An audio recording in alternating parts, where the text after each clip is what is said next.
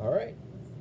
For my friends that are asking how I make the Chex Mix in the air fryer, this is my attempt to explain it.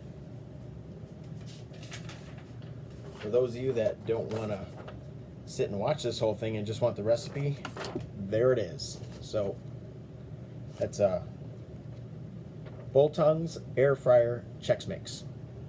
Makes 12 cups. That's 6 tablespoons of butter, 2 tablespoons of Worcestershire, 1.5 teaspoons of seasoned salt, 3/4 teaspoon of garlic powder, 1/2 teaspoon of onion powder, 3 cups of Corn Chex, 3 cups of Rice Chex, 3 cups of Wheat Chex, 1 cup of Pretzels, 1 cup of mixed nuts, and another cup of mixed nuts. That's because I like to do extra nuts. You can do whatever you want. On that list was other options like garlic chips or chow mein noodles or other sizes of pretzels. But I usually do sourdough nuggets like that. And that's what I'll be doing today. But I found these really cool pretzels, browns, Snyder's. I'm going to do that on my second batch. But I'm just going to do one batch now. So the first thing you have to do is melt the butter, and then you put in all the seasonings, and then you have your sauce. So we're going to do that first. So 6 tablespoons of butter. Cut it up into pieces so that it melts more evenly and quickly in the microwave. I put it in for 1.5 minutes. Usually it will melt all the butter pretty quick. All right. So now I got the butter getting melted. It makes 12 cups. So usually it's 3 cups of rice, 3 cups of corn, 3 cups of wheat, and that's what everybody does. And then the other 3 cups are your option. I like doing pretzels and nuts. As I mentioned before, it can be any sorts of things. What I would avoid is anything sweet that you put in the Chex Mix. You want to mix that in after it's done, like M&Ms or chocolate pieces or whatever it is, or even the honey Chex. You don't really want to put that in there because the air fryer kind of burns sugary stuff, and you don't get the mix of flavors like you would think you would. All right, so the butter is melted. So we're going to put in the 2 tablespoons of Worcestershire.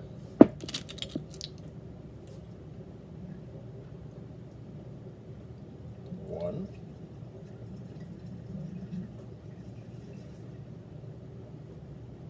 2. And then it's 1.5 teaspoons of seasoned salt. And then I usually put the 1/2 garlic powder, right?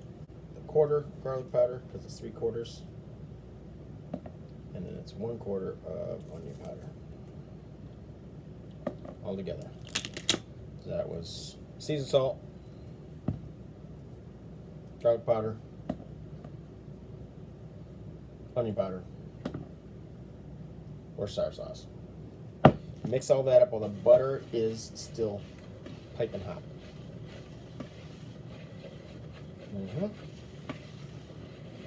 So the hot butter will melt the various salts and powders, and then you'll get this pretty even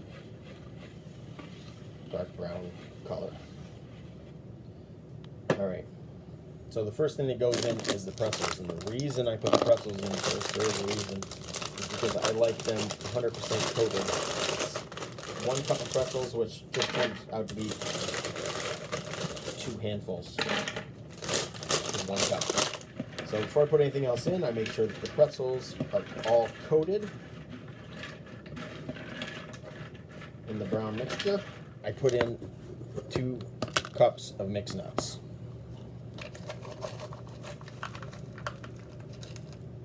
1.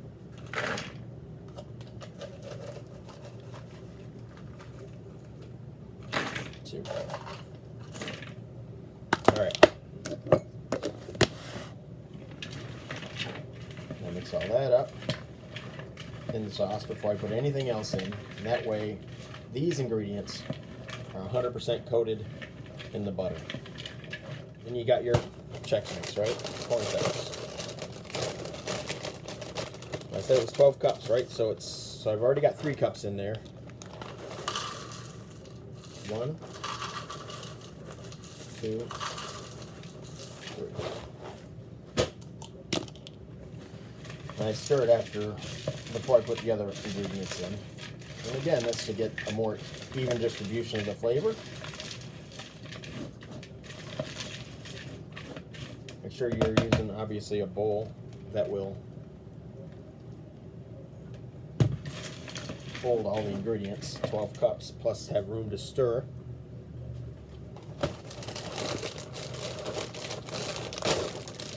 Rice Chex, 3 cups. 1, 2, 3.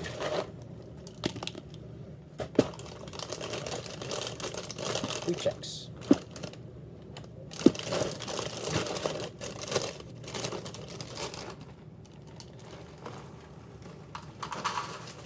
1, 2,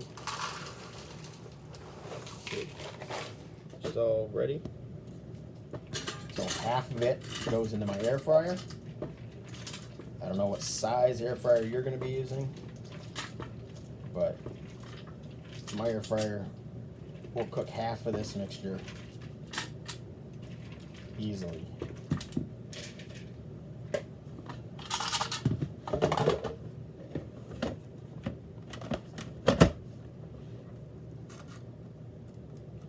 And I set it for 12 minutes. I hear it going on. All right, so a couple of things. You have to shake it, because otherwise the air fryer will just get the top and bottom brown, and the middle won't be cooked. You won't get a uniform color or flavor as you go through it. So you have to shake it. And generally, I shake it more often at the beginning than near the end. And I am looking at the color to determine whether it's done or not. Sometimes it's 9 minutes, sometimes it's 12 minutes. I like mine a little darker, so mine is longer. My daughter, she likes it, I think, not as dark. My wife for sure doesn't like it as dark. So I make sure that those are more a golden brown, whereas mine are a darker brown when I do it. I mean, just most of the time. So again, you want to shake it. If you don't shake it, it'll all clump together. It'll dry together in a big lump, and then you got to break it apart with your spatula. All right. So it's simple like that, and you can do three of these with the ingredients out of the boxes of cereal. So in other words, this used about 1/3 of each box of cereal to make this. So I generally do it all at once so I don't have any leftover cereal. And I end up with about 9 or 10 bowls of Chex Mix. When the Chex Mix comes out, it's going to go in this bowl, and I've got paper towels in it, and that's to try and, as the Chex Mix cools, create condensation, and the paper towels in there just to suck up any of the moisture that might be there. Because the whole point of this thing is to have really crispy Chex Mix. So as I started turning it, but I know it's not going to stick together now because it's dry enough. So when I'm done with this, it's going to go in that bowl, and then I'm going to put in the next set of Chex Mix, right? The second half of the bowl in here, set it for 12 minutes, and I will just keep shaking it and checking it, and then when it's done to the right shade of color that I appreciate, take the stuff that was cooling and put it in bowls, and I'll take this and put it in the cooling bowl. Starting to get a little browner. So I'm probably shaking it more often than I usually do. Most of the time I'm multitasking when I'm doing this part. Like I said, you can make 3 batches out of the set of ingredients with the cereal. And if you use the mixed nuts, then usually I can get 6 cups out of this, and there's still some leftover snack on it. And it's starting to get nice and brown. I don't know if you can see that, but it's darker than it was before.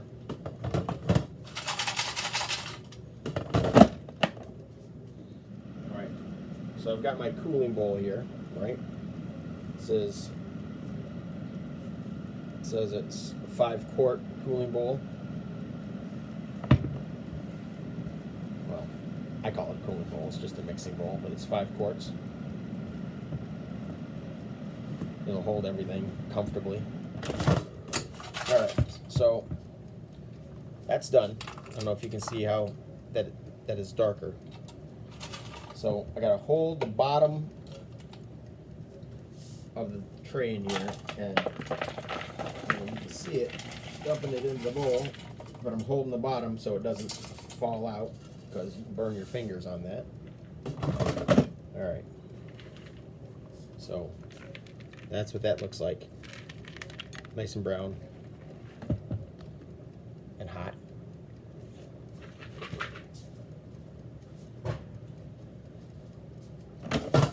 So, one thing to remember is that there's nothing really raw going on here. So you don't have to cook it to a certain temperature. You're melting the butter. But all the ingredients, none of that has to be cooked to a certain temperature. So you're just cooking it to taste. All right, and that's it.